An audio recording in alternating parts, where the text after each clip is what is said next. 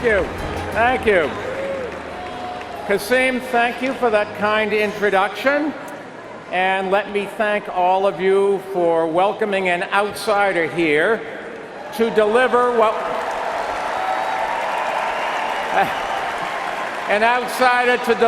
will be an unconventional convention speech.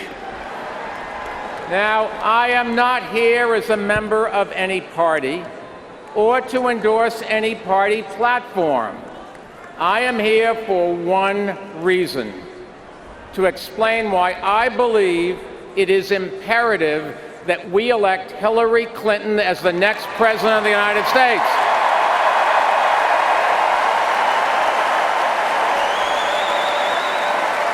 And to ask you to join with me in supporting her this November.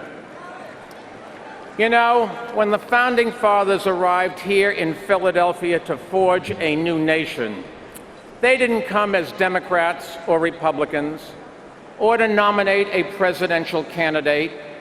They came as patriots who feared party politics, and I know how they felt. I've been a Democrat, I've been a Republican, and I eventually became an independent because I don't believe that either party has a monopoly on good ideas or strong leadership. When I enter the voting booth each time, I look at the candidate, not the party label. I have supported elected officials from both sides of the aisle, and probably not many people in this room can say that.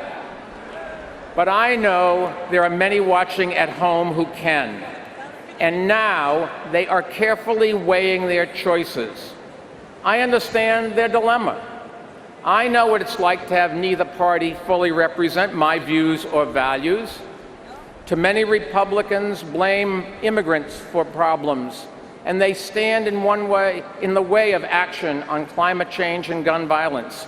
Meanwhile, many Democrats, I think wrongly, blame the private sector for our problems, and they stand in the way of action on education and deficit reduction.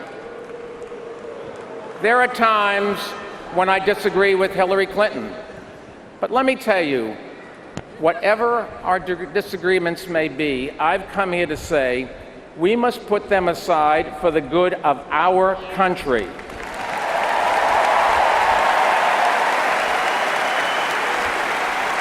And we must unite around the candidate who can defeat a dangerous demagogue.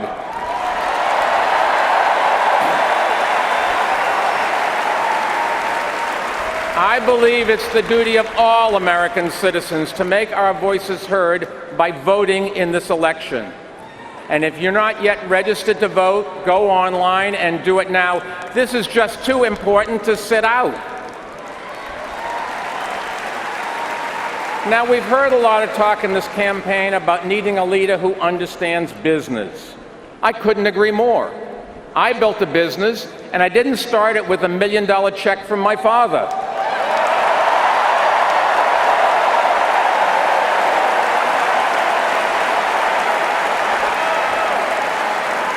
Because of my success in the private sector, I had the chance to run America's largest city for 12 years, governing in the wake of its greatest tragedy. Today, as an independent and an entrepreneur and a former mayor, I believe we need a president who is a problem solver, not a bomb thrower. Someone who can bring members of Congress together to get big things done. And I know Hillary can do that because I saw it firsthand.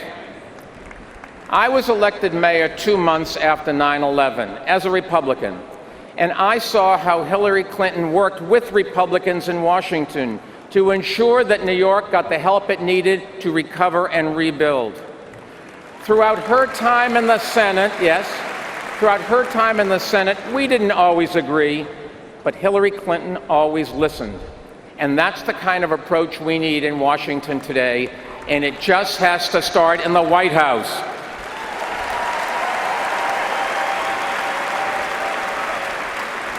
Given my background, I've often encouraged business leaders to run for office because many of them share the same pragmatic approach to building consensus, but not all.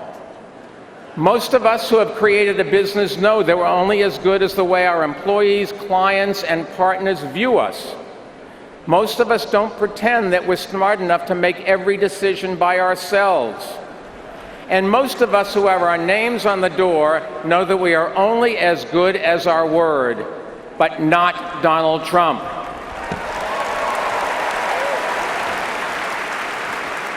Through his career, Donald Trump has left behind a well-documented record of bankruptcies and thousands of lawsuits, and angry stockholders, and contractors who feel cheated, and disillusioned customers who feel they've been ripped off.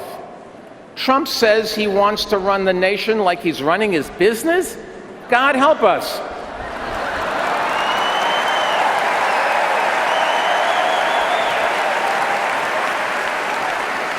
I'm a New Yorker, and I know a con when I see one.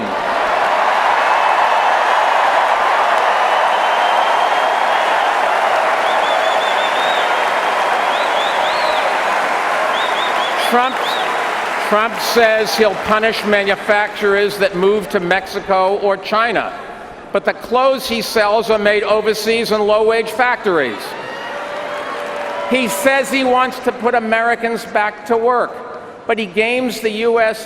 visa system so he can hire temporary foreign workers at low wages. He says he wants to deport 11 million undocumented people, but he seems to have no problem in hiring. What I miss here? Truth be told, the richest thing about Donald Trump is his hypocrisy.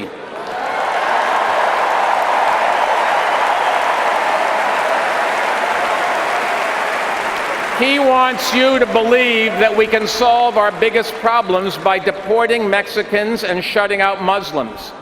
He wants you to believe that erecting trade barriers will bring back good jobs. He's wrong on both counts. We can only solve our biggest problems if we come together and embrace the freedoms that our founding fathers established right here in Philadelphia, which permitted our ancestors to create the great American exceptionalism that all of us now enjoy. Donald Trump doesn't understand that. Hillary Clinton does. And we can only create good jobs if we make smarter investments in infrastructure and do more to support small businesses, not stiff them. Donald Trump doesn't understand that. Hillary Clinton does. I understand the appeal of a businessman president, but Trump's business plan is a disaster in the making.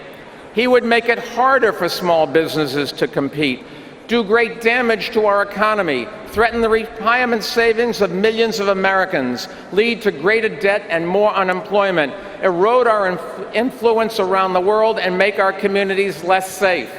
The bottom line is, Trump is a risky, reckless, and radical choice, and we can't afford to make that choice.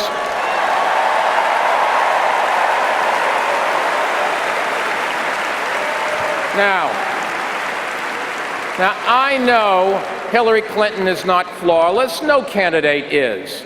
But she is the right choice and the responsible choice in this election. And no matter what you may think about her politics or her record, Hillary Clinton understands that this is not reality television. This is reality.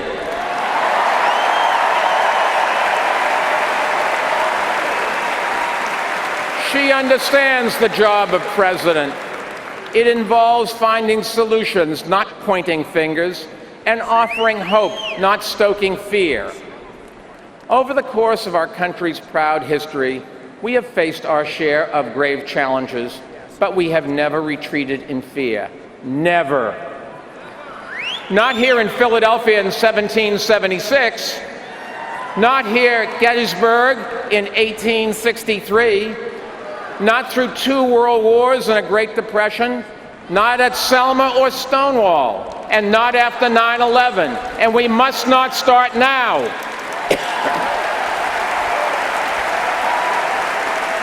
America is the greatest country on earth. And when people vote with their feet, they come here. The presidency of the United States is the most powerful office in the world. So I say to my fellow independents, your votes matter now. Your vote will determine the future of your job, your business, and our future together as a country. To me, this election is not a choice between a Democrat and a Republican. It is a choice between who is better to lead our country right now. Better for our economy, better for our security, better for our freedom, and better for our future. There is no doubt in my mind that Hillary Clinton is the right choice this November.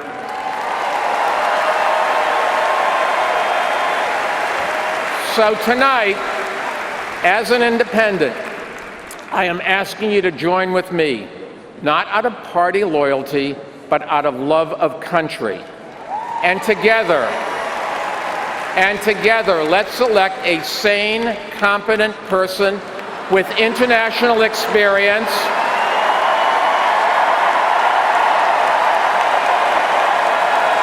a unifier who is mature enough to reach out for advice, to build consensus, and to recognize that we all have something to contribute. So let's elect Hillary Clinton as the next president of the greatest country in the world, the United States of America. Thank you.